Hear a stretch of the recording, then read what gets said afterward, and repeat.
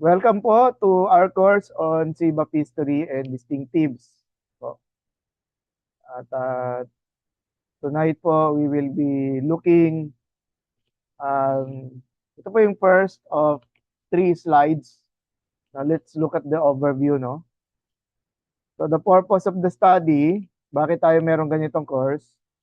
Designed to help pastors and church leaders understand the biblical foundations, history, beliefs, and ministry practices of the conservative Baptist.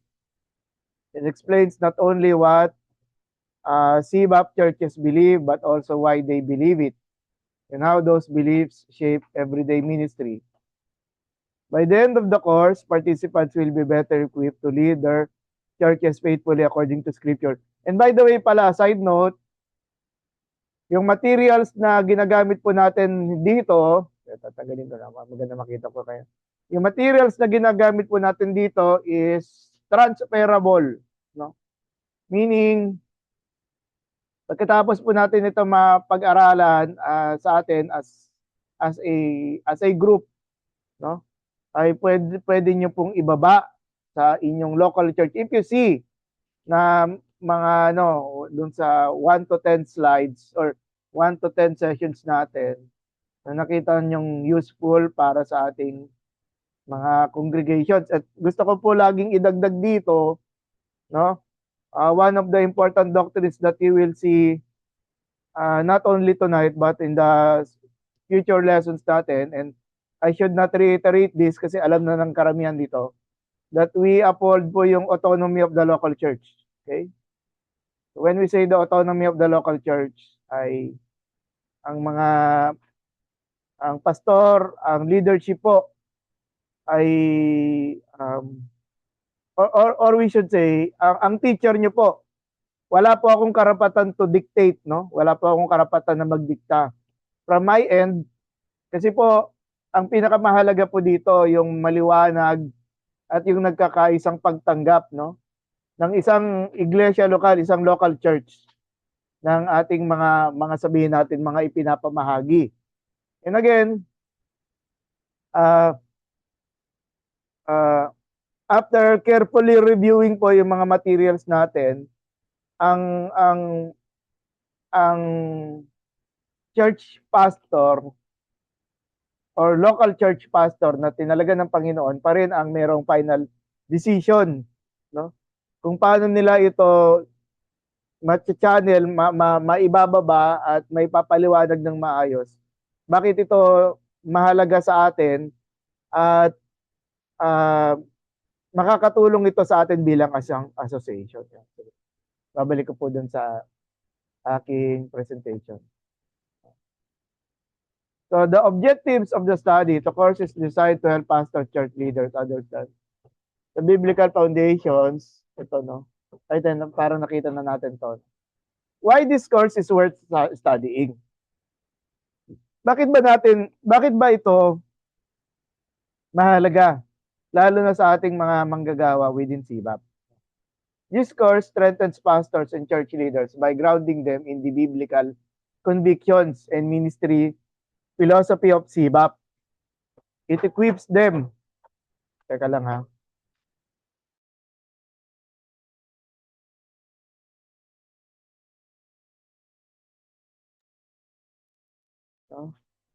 Yan, equips them to lead their churches with unity. So kayo po yon bilang nagre-representa ng local church, regardless kung kayo yung pastor o hindi, no? Kasi maganda may babato. And a clear commitment to fulfilling Christ's mission. Moreover, the lessons here are transferable to your local church, no? Not to dictate. Parang nasabi ko na to a while ago, pero I'm putting it in writing, no? To show my support sa inyo pong local churches, sa inyo pong local church pastor. At what to expect? Students can expect practical Bible-based lessons that are easy to understand and directly applicable to local church ministry. Each session combines biblical teaching with real-life ministry situations, helping pastors and leaders develop confidence in leading their congregations. The course is designed for both learning and practical application not merely academic study. Ito po yung course outline. So 10 sessions po ang binigay sa akin or 10 sessions natin itong pag-uusapan. No? Today nga po or tonight ay pag-uusapan po natin yung history ng SIBAP. No? And then next meeting, that's on Monday, yung statement of faith po natin. Or rather, yung statement of faith na ipinayag po dun sa sa pinakahuling biennial conference nung November 2025, no po? And again, ang my prayer is that maangkop, no, at ang local church together with the pastors and leaders ang gumawa ng akbang. If you see na itong statement of faith na pag-usapan natin is also the statement of faith of your local church. No? Hindi naniniwala ako na wala pong masama kung ika-copy and paste po natin. No? Ang pinakamahalaga po nito ay pinag-aagrihan. No? Pinag-aagrihan ng ating mga kasama yung content po na mapag-uusapan po natin on Monday.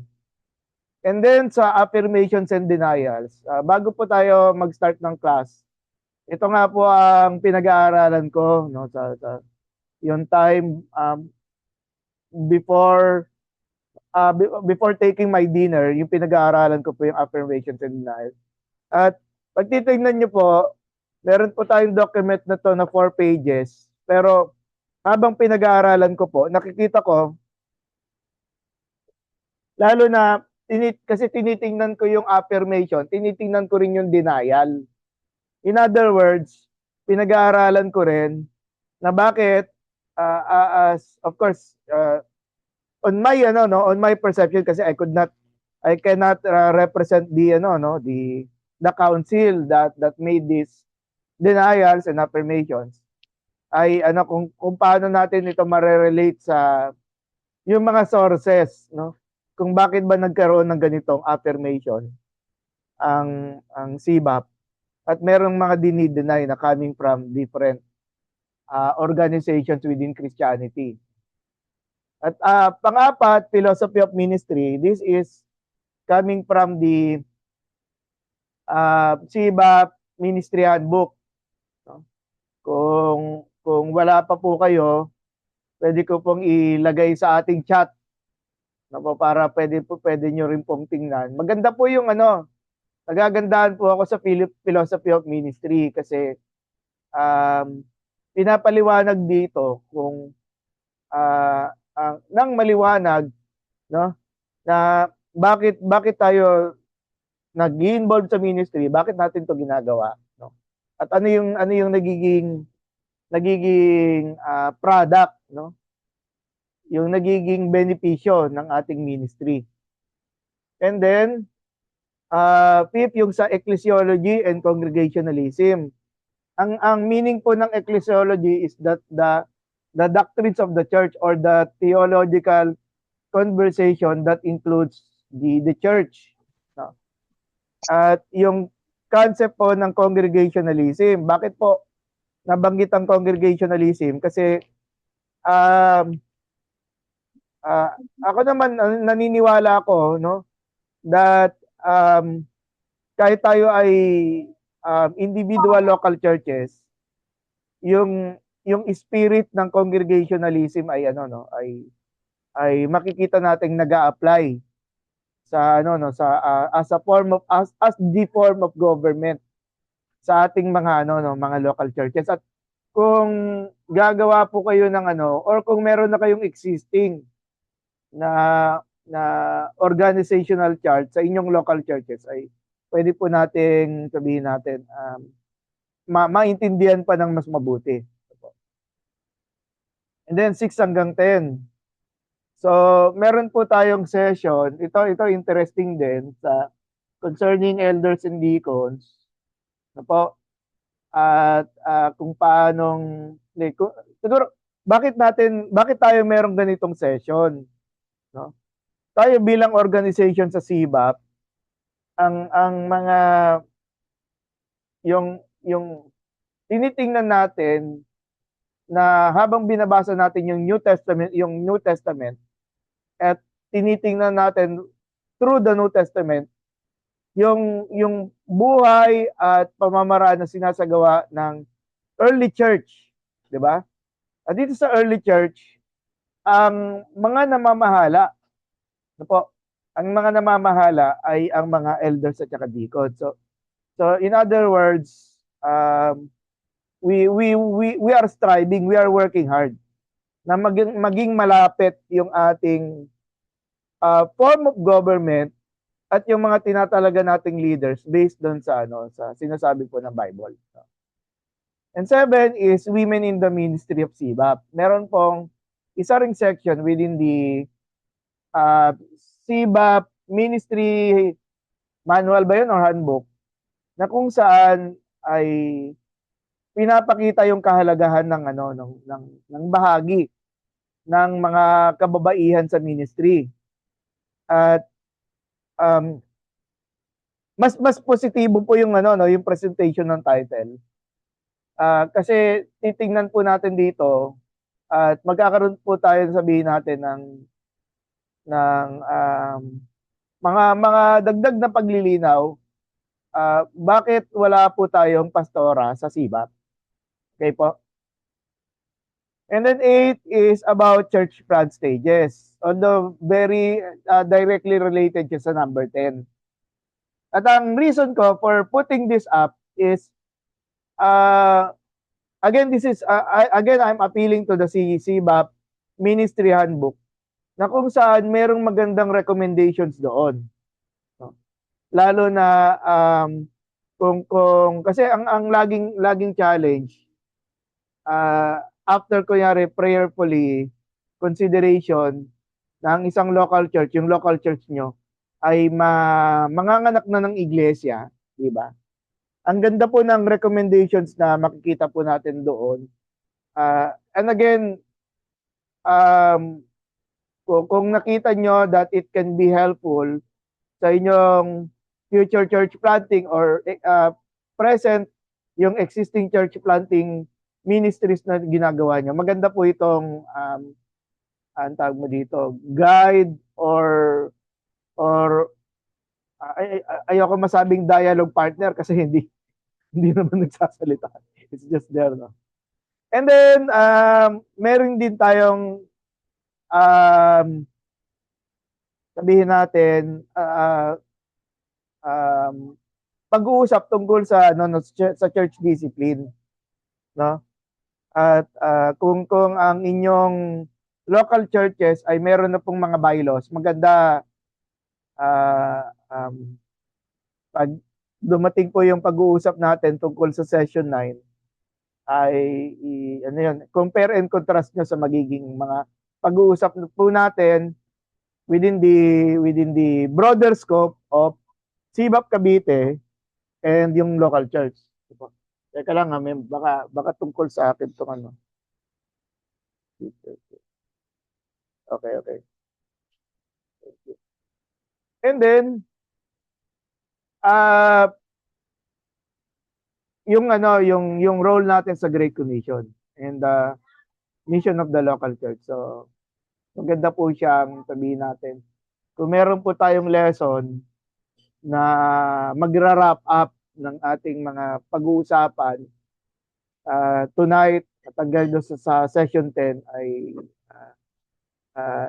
maganda po talaga mapag-usapan. Maibalik natin yung focus natin, yung purpose natin, why we exist is because of the Great Commission ng ating Panginoon. At ito lang po ay listahan ng mga resources that I have, no? Yung CBAP ministry handbook. Send ko po mamaya sa group message natin. And then yung coffee table book ng CBAP Vision 2025, no po, na pinamahagi ng may bayad. pinamahagi ng may bayad, ng biennial conference. No? And then, mga ilang resources, what Baptists believe and why they, kay G.J. Bao, makikita nyo po yan sa pbministries.org. And then yung kay Jim Davis, na from Carry All Beginnings to Crossing Borders,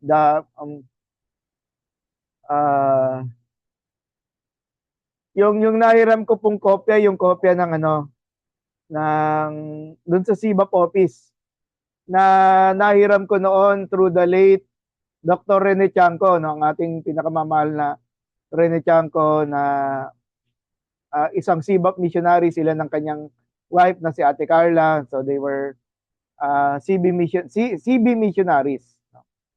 Ito pong from Carry All Beginnings to Crossing Borders, no? 2006, kasi itong a 50-year journey, sorry, may typographical, i-correct ko na po ngayon. Itong kay Jim Davis na to, this was released during the 50th year ng SIBAP noong 2006. And then yung kay Emerson, Morgan and Stamps, pamagat niya ay Baptist and the Christian Tradition. Makapal na libro to, mga 400 pages yata, kaya nakakapagod. Nakakapagod rin mag-aral Tapos hindi kulang na kulang yung lakas ko para ma-explore lahat ng ito, no? Pero I will try whatever what I can. Itong kay John S. Hammett, meron po akong yung pinakalibro nandito sa nasa bag ko, no? Yung Biblical Foundations for Baptist Churches, a Contemporary Ecclesiology. Diyan po ako kukuha ng mga ideas yung sa pag-describe po ng elders and deacons within the local church. Maganda po yun sa niya. And then sa kay may typographical na naman. Kay Stephen Holmes. Kay Stephen Holmes, Baptist Theology, Doing Theology ng T.N.T. Clark. Tapos kay Norman, The Baptist Way, Distinctives of a Baptist Church.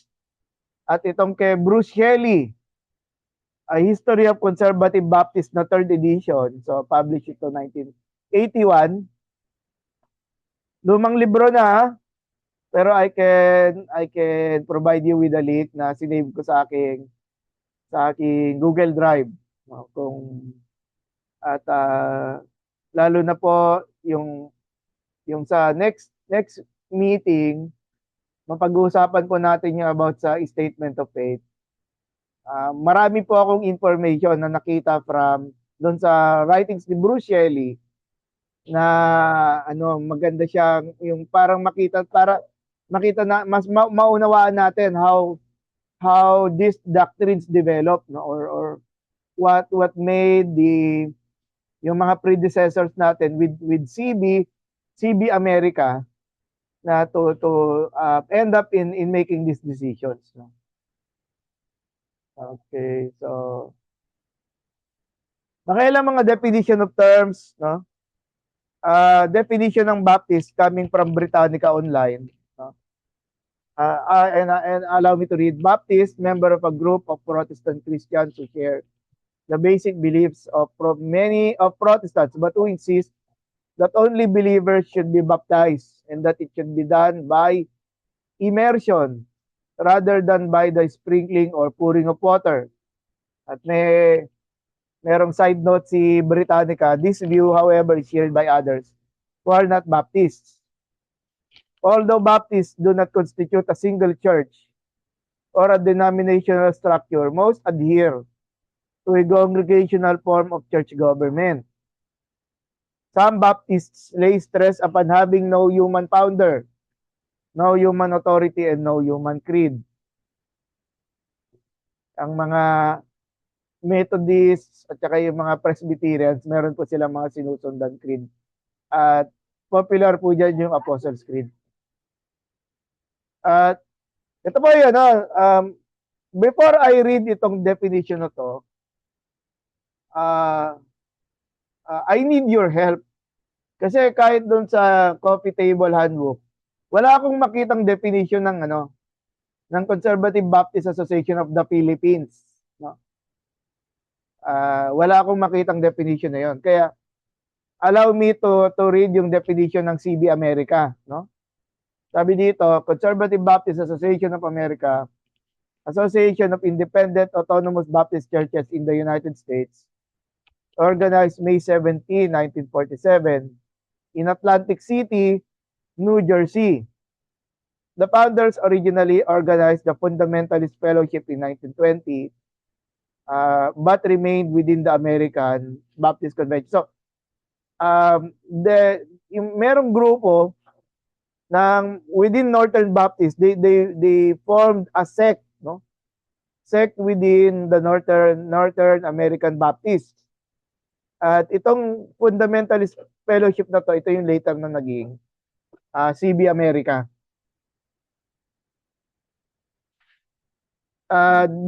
Disputes over interpretation of scripture and theology, as well as fundamentalist objections to sending liberal missionaries to foreign countries, caused the fellowship to separate from the convention and set up the Conservative Baptist Association. To clarify, nagkaroon ng disagreement, specifically during World War I, no? Noong time ng World War I,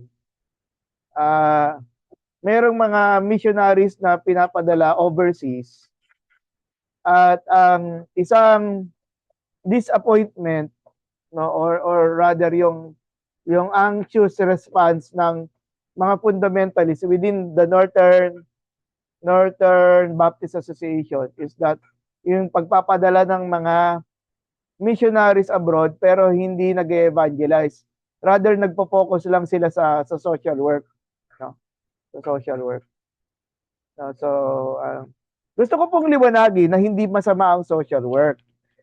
Pero during yung time ng mula 1910, kung tama ako yung the Edinburgh Confession, ay nagkakaroon ng division over sa sa pagsasagawa ng or pagsasend ng missionaries. Kasi merong mga missionaries na napo-focus masyado sa social work without resulting into conversions, okay? At ito yung isa, no? Kasi meron pang ilan. Isa itong reason kung nag-move dito sa mga adherents nitong fundamentalism within the Northern Baptist Association to set up itong yung CB America. At still with the Britannica Online, the Conservative Baptist, kaya nga tayo association, kasi we do not see ourselves as a denomination. Dahil yung Baptist mismo yung denomination. Pero we are an association. Okay? So, anong meaning nito? Anong difference? Ang association is that, kasi nga we uphold the autonomy of the local church. No? Autonomy, self-governing, self-sustaining, self-propagating. At itong local church na to, ang lumalabas, ang talagang namumuno ay yung local church pastor. Okay? Kaya naman, dito, ang mga local church pastors na to, or rather, yung mga churches na kabilang sa CBAP, sa CB, having this sense of unity, ang nag-a-associate.